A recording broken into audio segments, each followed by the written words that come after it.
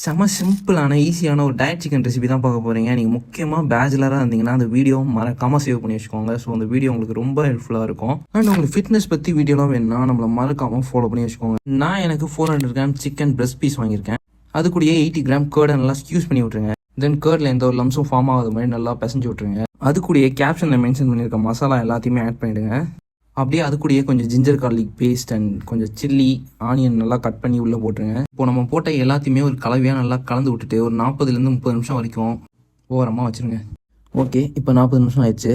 இப்போ அப்படியே கடாயை ஆன் பண்ணிவிட்டு அதில் கொஞ்சம் எண்ணெயை ஊற்றிட்டு கார்லிக் ஆனியனோட ஸ்மெல்லாம் பிடிக்கும்னா நல்லா நறுக்கி உள்ளே போட்டு நல்லா ரோஸ்ட் பண்ணி எடுத்துருங்க. அது கூடயே அப்படியே கொஞ்சம் ஜிஞ்சர் கார்லிக் பேஸ்ட்டையும் போட்டு நல்லா வறுத்து எடுத்துருங்க. இப்போ நம்ம கலந்து வச்சிருக்க கலையை இதுக்குள்ளே சேர்த்துட்டு இந்த மாதிரி தண்ணி கொஞ்சம் ஃபார்ம் ஆனோன்னா மேலே ஒரு லிட்டை போட்டு க்ளோஸ் பண்ணி வச்சுருங்க.